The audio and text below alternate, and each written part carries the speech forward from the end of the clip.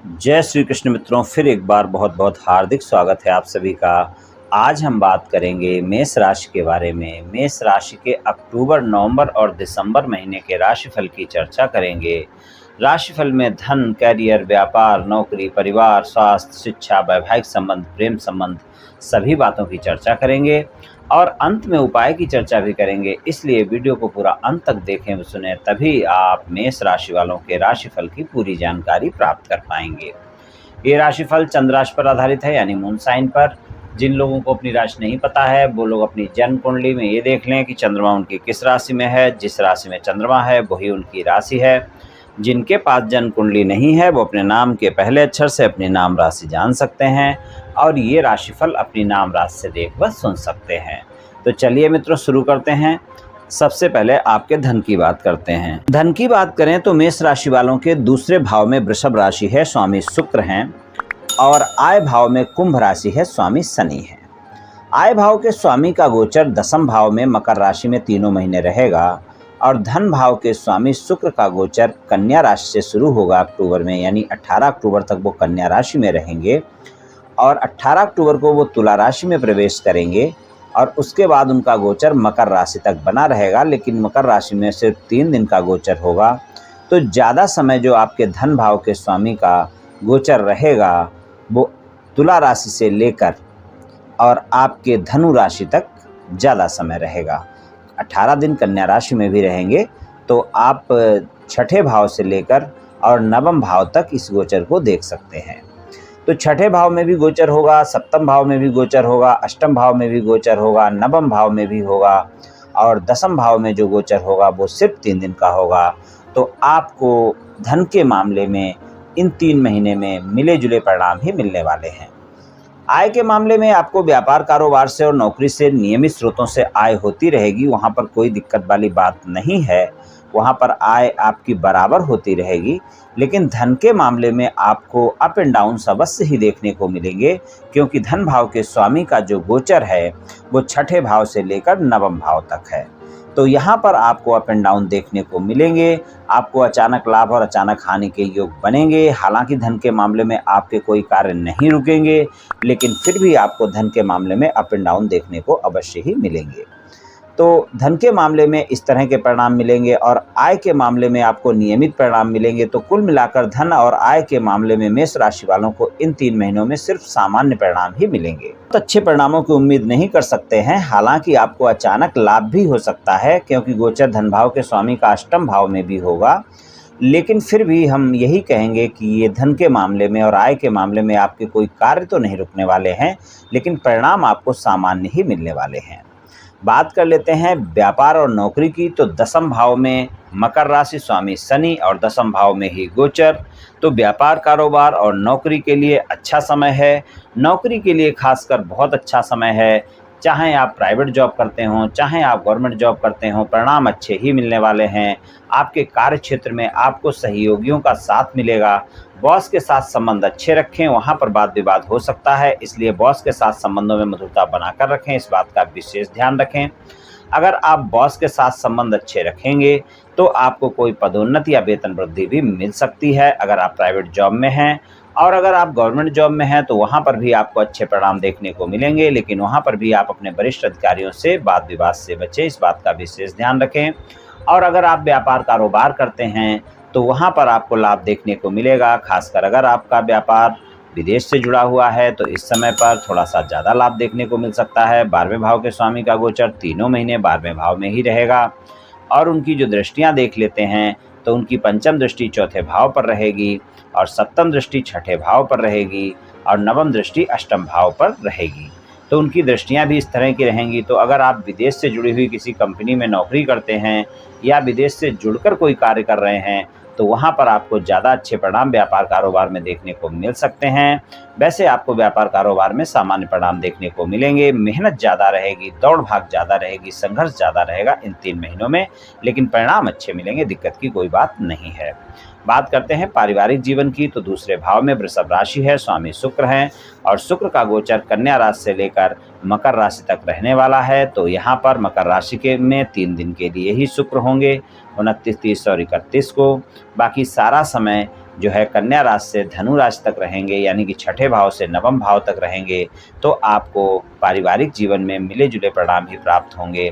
तो आपको वाणी पर संयम अवश्य ही रखना है, परिवार के सदस्यों के साथ तालमेल बनाकर रखना है, पिता के साथ संबंध अच्छे रखने हैं, माता के साथ संबंधों में मधुरता रखनी है, छोटे भाई बहनों से वाद विवाद से बचना है और परिवार के सदस्यों से तालमेल बनाकर रखना है। अपनी वाणी में क्रोध बिल्कुल ना आने दें, इस बात का ध्यान रखें, क्योंकि आपके राशि स्वामी का गोचर इन तीनों महीने में दूसरे और तीसरे भाव में रहने वाला है। जहाँ पर वाणी का भाव भी है, छोटे भाई बहनों का भाव भी है, तो वहाँ पर छोटे भाई बहनों से वाद विवाद देखा जा सकता है। परिवार के सदस्यों के साथ आपकी वाणी के चलते वाद विवाद संभव है, इसलिए इस बात का ध्यान रखें कि आप अपनी वाणी पर संयम रखें, अपने क्रोध पर नियंत्रण रखें, तो आपके लिए तीनों महीने पारिवारिक जीवन के अच्छे रहेंगे और पारिवारिक सदस्यों के साथ तालमेल भी बनाकर रखें, इस बात का विशेष ध्यान रखकर चलें। बात करते हैं आपके स्वास्थ्य की। छठे भाव में कन्या राशि है, स्वामी बुध हैं और बुध का गोचर कन्या राशि में ही है अक्टूबर के शुरू में, और 26 अक्टूबर तक वो यहीं पर रहेंगे और कन्या राशि से लेकर मकर राशि तक गोचर रहेगा। मकर राशि में बुध का गोचर भी सिर्फ 4 दिन के लिए है, तो बुध का गोचर भी कन्या राशि से लेकर आपके धनु राशि तक रहेगा, यहीं पर ज़्यादा समय बीतेगा, सिर्फ 4 दिन वो मकर राशि में रहेंगे। तो आपको ये स्वास्थ्य के मामले में परिणाम आपको मिले जुले ही मिलेंगे। स्वास्थ्य के मामले में आपको ध्यान रखकर अवश्य ही चलना होगा, स्वस्थ दिनचर्या अपनानी होगी, और अगर आपको कोई ब्लड से रिलेटेड समस्या है तो उसका ध्यान अवश्य ही रखना है, और अगर आपको कोई भी स्वास्थ्य समस्या होती है तो कोताही बिल्कुल नहीं बरतनी है। किसी भी प्रकार की कोई भी स्वास्थ्य समस्या अगर होती है तो आप डॉक्टर से परामर्श अवश्य लें, क्योंकि ये तीनों महीने आपको स्वास्थ्य के मामले में मिश्रित परिणाम देंगे। हालांकि कोई गंभीर स्वास्थ्य समस्या नहीं होगी, लेकिन अगर कोई गंभीर स्वास्थ्य समस्या है तो कोताही बिल्कुल ना बरतें, अपनी दवाइयाँ समय पर लें, डॉक्टर से मुलाकात समय पर करें। लेकिन अगर कोई भी छोटी मोटी भी स्वास्थ्य समस्या होती है तो ये भी ध्यान रखें कि वहाँ भी कोताही नहीं बरतनी है, वरना वो समस्या बढ़ सकती है, इस बात का भी विशेष ध्यान रखकर चलें। तो स्वास्थ्य के मामले में आपको ध्यान रखकर चलने की ज़रूरत है। हालांकि कोई समस्या ज़्यादा नहीं है, फिर भी आपको स्वास्थ्य का ध्यान रखना है, स्वस्थ दिनचर्या अपनानी है, योग प्राणायाम करना है, तनाव से बचना है। बात करते हैं शिक्षा की।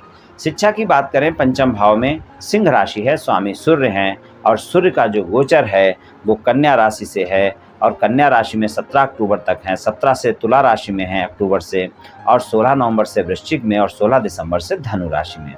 तो जो आपके पंचम भाव के स्वामी सूर्य देव हैं, उनका भी जो गोचर है वो आपके छठे भाव से लेकर और नवम भाव तक रहेगा। तो यहाँ पर शिक्षा के मामले में आपको परिणाम अच्छे मिलेंगे, कोई दिक्कत वाली बात नहीं है। छठे भाव में जब गोचर है, यानी 17 अक्टूबर तक का ऐसा समय है, अगर आपका कोई कंपटीशन एग्ज़ाम वगैरह होता है और आपने अच्छे से मेहनत की है तो यहाँ पर आपको अच्छे परिणाम देखने को मिल सकते हैं। खासकर अगर आपने गवर्नमेंट जॉब की तैयारी की है तो 16 अक्टूबर तक अगर कोई भी एग्ज़ाम आपका होता है, 17 अक्टूबर से वो तुला राशि में चले जाएंगे सूर्यदेव, तो यहाँ पर आपको काफ़ी अच्छे परिणाम देखने को मिलेंगे। अगर आपने मेहनत की है सफलता मिल सकती है। और 17 अक्टूबर से भी जो गोचर है वो भी उनका अच्छा गोचर है, कोई दिक्कत वाली बात नहीं है। शिक्षा के मामले में कोई दिक्कत नहीं है, शिक्षा के लिए आपको अच्छे परिणाम ही देखने को मिलेंगे तीनों महीने। थोड़ा बहुत आपके एकाग्रता में कमी देखी जा सकती है, और वो आपको 16 नवंबर से 16 दिसंबर के बीच में, तो यहाँ पर आप थोड़ा सा अपनी एकाग्रता को बनाकर रखें और गलतफहमियों के शिकार ना हों। और 17 अक्टूबर से और 16 नवंबर तक का भी ऐसा समय है जब आप अपने परिवार के कार्यों को लेकर और आपके मन थोड़ा पढ़ाई में नहीं लगेगा, तो यहाँ पर भी आपके मन में एकाग्रता की कमी देखी जा सकती है। तो ये थोड़ा सा समय आपको ध्यान रखकर चलना है। खासकर मैं बोलूँ तो 17 अक्टूबर से और 16 दिसंबर तक का जो समय है, यहाँ पर आप अपना समय परिवार के लोगों को लेकर ख़राब कर सकते हैं, यार दोस्तों के साथ ख़राब कर सकते हैं, गलतफहमियों का शिकार हो सकते हैं, मन में एकाग्रता की कमी देखी जा सकती है। तो यहाँ पर थोड़ा सा आपको ध्यान रखकर चलना है। लेकिन अगर आप विदेश में शिक्षा ग्रहण कर रहे हैं, कोई उच्च शिक्षा ग्रहण कर रहे हैं, तो वहाँ पर आपको ज़्यादा लाभ देखने को मिलेगा। वहाँ के लिए तीनों महीने अच्छे हैं। अगर कोई आप गूढ़ रहस्य वगैरह अध्ययन कर रहे हैं, रिसर्च अध्ययन कर रहे हैं, तो यहाँ पर भी आपको अच्छे परिणाम देखने को मिलेंगे। विदेश में शिक्षा ग्रहण कर रहे हैं तो वहाँ पर भी अच्छे परिणाम रहेंगे।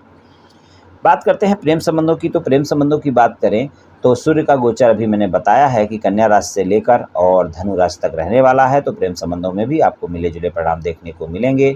हालांकि कुछ प्रेमी प्रेमिका ऐसे भी होंगे जिनके प्रेम संबंध बहुत पहले से चल रहे हैं, वो अपने प्रेम संबंधों को विवाह संबंधों में बदलने की बात सोच सकते हैं, अपने परिवार वालों से बात कर सकते हैं और अपने साथी से बात कर सकते हैं। उनके लिए 17 अक्टूबर से 16 नवंबर तक का समय ज़्यादा अच्छा है, जब वो अपने परिवार के लोगों से बातचीत कर सकते हैं और उनको सफलता मिल सकती है। बाकी प्रेम संबंधों में तीनों महीने आपको मिले-जुले परिणाम देखने को मिलेंगे। जो लोग साथी की तलाश में हैं, उनके जीवन में कोई न कोई साथी आ सकता है। अगर आपके किसी से मित्रवत संबंध चल रहे हैं, उनको प्रेम संबंधों में बदलना चाहते हैं, किसी को प्रस्ताव देना चाहते हैं, मित्रता का हाथ बढ़ाना चाहते हैं, तो वहाँ पर भी आपका 17 अक्टूबर से 16 नवंबर तक का समय ज़्यादा अच्छा है इन 3 महीनों में। बाकी समय आपका सामान्य परिणाम देगा प्रेम संबंधों में। तो प्रेम संबंधों में अगर कोई मतभेद भी चल रहे हैं आपके प्रेमी-प्रेमिका के साथ, तो आप प्रयास करें, इन 3 महीनों में आपके वो मतभेद भी दूर हो सकते हैं। तो कुल मिलाकर इस तरह के परिणाम प्रेम संबंधों में मिल सकते हैं। बात कर लेते हैं वैवाहिक संबंधों की। वैवाहिक संबंधों की बात करें तो सप्तम भाव में तुला राशि है और सप्तम भाव में केतु का गोचर भी चल रहा है और केतु तीनों महीने यहीं पर रहेंगे और राहु आपके प्रथम भाव में रहेंगे, राहु की दृष्टि भी रहेगी और सप्तम भाव के जो स्वामी शुक्र हैं, उनका गोचर भी कन्या राशि से लेकर और मकर राशि तक रहेगा। तो तुला राशि में जो उनका गोचर होगा वो 18 अक्टूबर से होगा और 11 नवंबर तक यहाँ पर वो रहेंगे। 11 नवंबर को वृश्चिक राशि में प्रवेश कर जाएंगे। वैवाहिक संबंधों में भी आपको मिले जुले परिणाम ही देखने को मिलेंगे, क्योंकि केतु का गोचर है, इसलिए आपके जीवन साथी के साथ गलतफहमियां होते हुए देर नहीं लगेंगी। क्योंकि राहु भी आपके प्रथम भाव में है, तो इसलिए आप अपने जीवन साथी के साथ गलतफहमियां बिल्कुल ना होने दें। और अगर आपके जीवन साथी के साथ कोई भी वाद विवाद चल रहा है तो उसको स्पष्टता से सुलझाएं, किसी तीसरे व्यक्ति की एंट्री उसमें ना दें। अगर कोई तीसरा व्यक्ति आपके जीवन साथी के साथ संबंधों में बीच में आता है तो आपके संबंध खराब होंगे, इस बात का ध्यान रखें।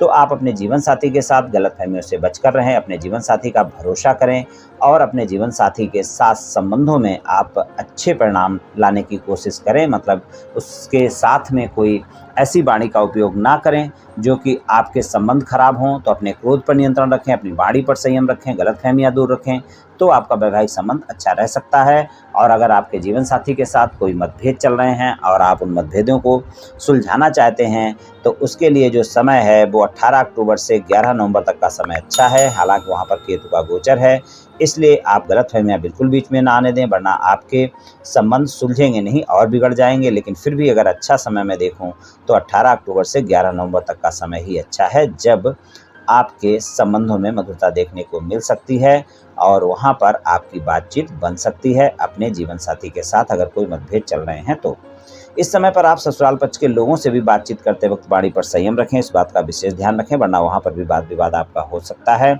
तो कुछ इस तरह के परिणाम मिल सकते हैं मेष राशि वालों को अक्टूबर, नवंबर, दिसंबर के महीने में। चलिए उपाय की बात करते हैं। उपाय की बात करें तो आप सूर्य भगवान को तांबे के लोटे से प्रतिदिन जल अवश्य दें और अगर रोजाना ना दे सकें तो रविवार को अवश्य दें। और श्री आदित्य हृदय स्तोत्र का पाठ भी आप कर सकते हैं, रविवार वाले दिन करें, बहुत अच्छे लाभ प्राप्त होंगे आपको। और आप शिव भगवान की पूजा उपासना भी कर सकते हैं, शिव जी को जल दे सकते हैं शिवलिंग पर आप सोमवार के दिन, और कभी कभी दूध भी अर्पित कर सकते हैं और शिव भगवान की पूजा उपासना करें तो इससे भी आपको लाभ देखने को मिलेगा। तो इनमें से जो भी उपाय आप कर सकते हैं कर लें मित्रों, निश्चित ही आपको लाभ मिलेगा। तो मित्रों, आज मैंने आपसे मेष राशि वालों के राशिफल के बारे में कुछ चर्चा की। ये राशिफल सामान्य राशिफल है, सभी जातकों पर पूर्ण रूप से प्रभावी होगा ऐसा संभव नहीं है, क्योंकि आपकी जन्म कुंडली में ग्रहों की स्थिति और आपकी वर्तमान दशा और अंतर्दशा और फिर ग्रहों के गोचर की स्थिति, इन सभी बातों पर बहुत कुछ निर्भर करता है। आप सभी स्वस्थ रहें, आयुष्मान रहें, धनवान रहें, ऐसी मेरी श्री कृष्ण भगवान से प्रार्थना है। जय श्री कृष्ण।